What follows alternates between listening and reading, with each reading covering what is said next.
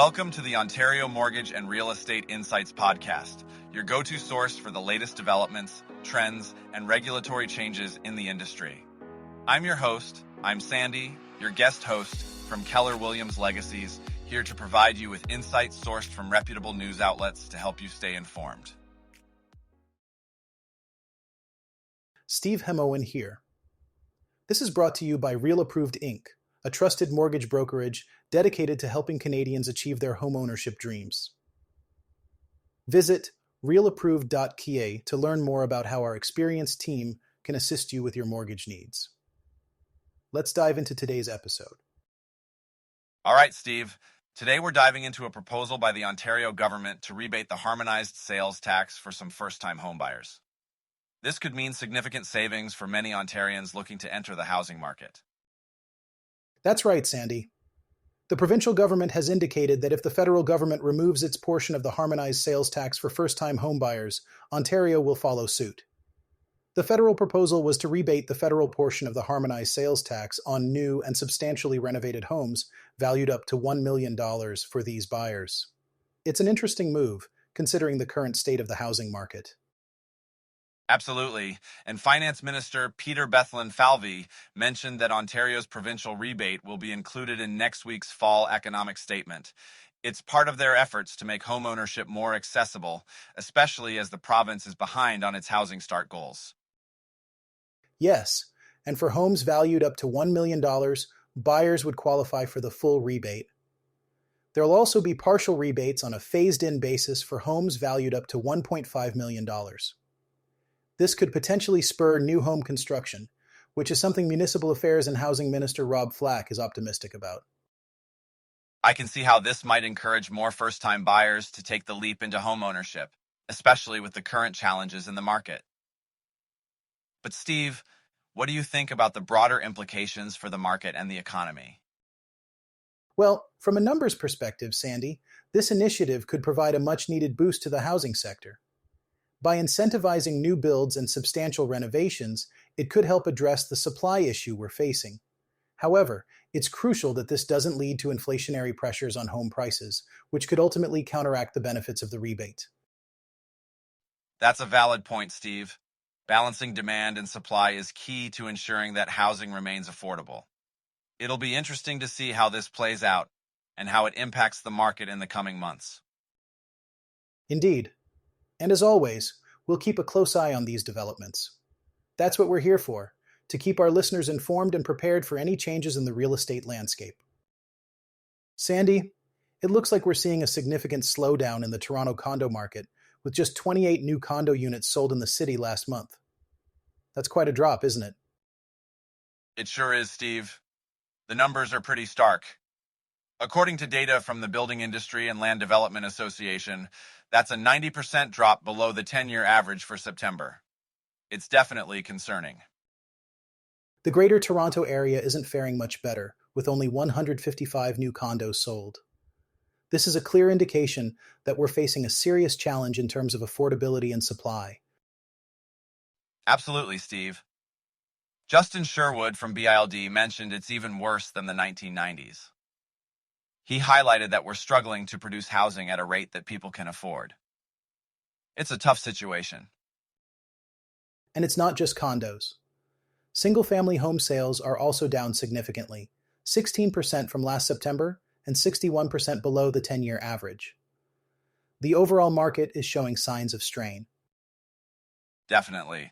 And while there was a slight uptick in single-family home sales from August, it's still a far cry from where we need to be. The fall season is usually busier, but the numbers aren't encouraging. The benchmark price for new condo apartments in the Greater Toronto Area remains relatively flat at $1.033 million, which suggests we've hit an apparent price floor, according to the report. That's right. And the benchmark price for new single-family homes has actually decreased by about 8% over the last year. It's a mixed bag of indicators, isn't it? It is, and the decrease in new home inventory is expected to continue, which could lead to tighter supply issues in the future, possibly around 2027 to 2028. This could make the market even more challenging. And with BILD and other industry groups calling for tax breaks and reductions in development charges, it's clear that they're looking for ways to stimulate the market.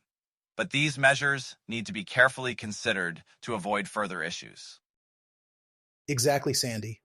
The proposed changes in Ontario's Bill 60 might help, but we need more details. Ensuring that development charges don't inflate costs and improving transparency are steps in the right direction. It seems like a comprehensive approach is necessary to address these challenges, Steve. We'll have to see how these proposals play out and if they can provide the boost the market needs. Steve, it looks like Canada's mid-sized lenders are facing some headwinds as delinquencies are on the rise.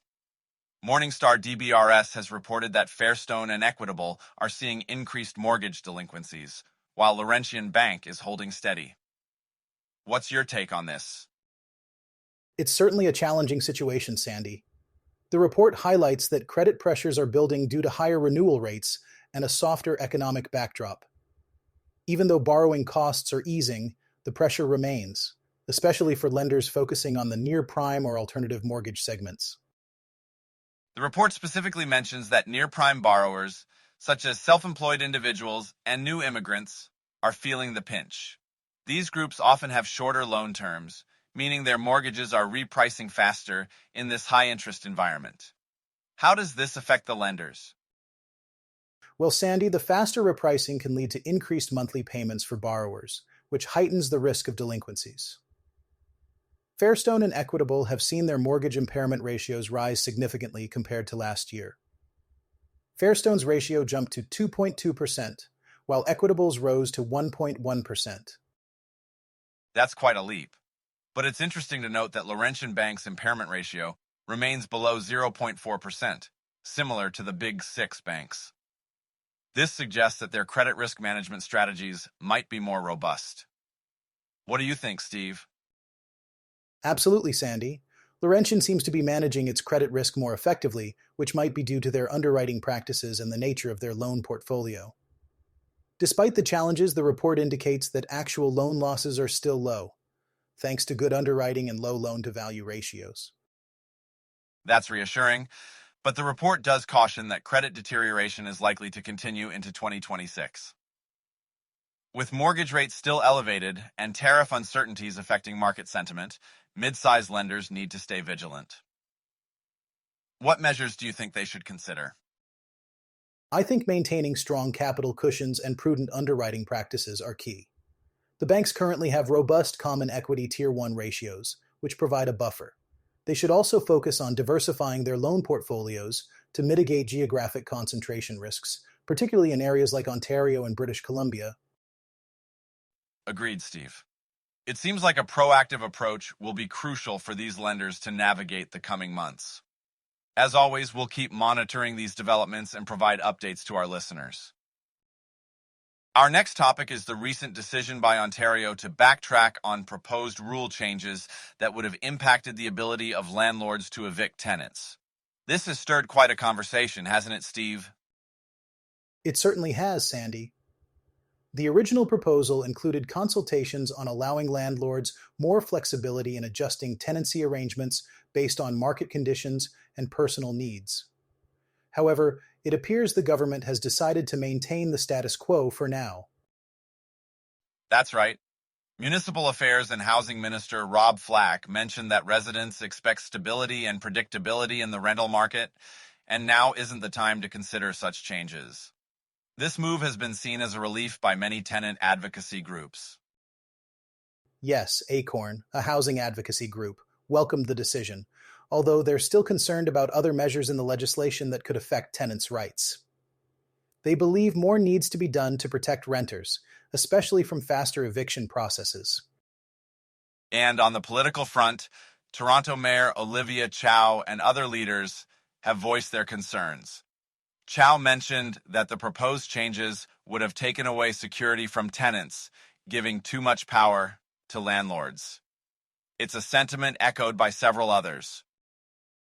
Exactly, Sandy.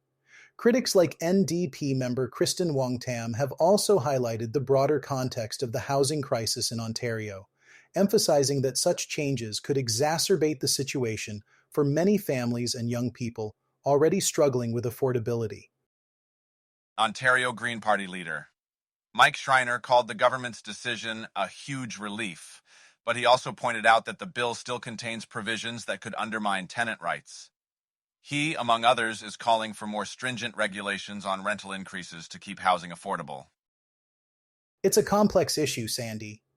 While the government's backtrack might provide temporary relief, it seems clear that there's still a lot of work to be done in ensuring a balanced approach that considers both landlords and tenants' needs.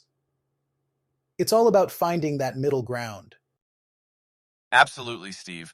We'll continue to monitor the situation and report on any developments. It's crucial for both tenants and landlords to stay informed as the landscape continues to evolve. Thanks for tuning in to another episode of the Ontario Mortgage and Real Estate Insights podcast. We hope you found today's insights valuable as you navigate the world of mortgages and real estate. Before you go, a quick reminder. Real Approved is here to make your mortgage journey smoother. Whether you're buying your first home or refinancing, their experienced team is ready to guide you with personalized support every step of the way. Visit realapproved.ca to get started and take the next step toward achieving your homeownership goals. Catch you next time and stay informed with the latest industry insights.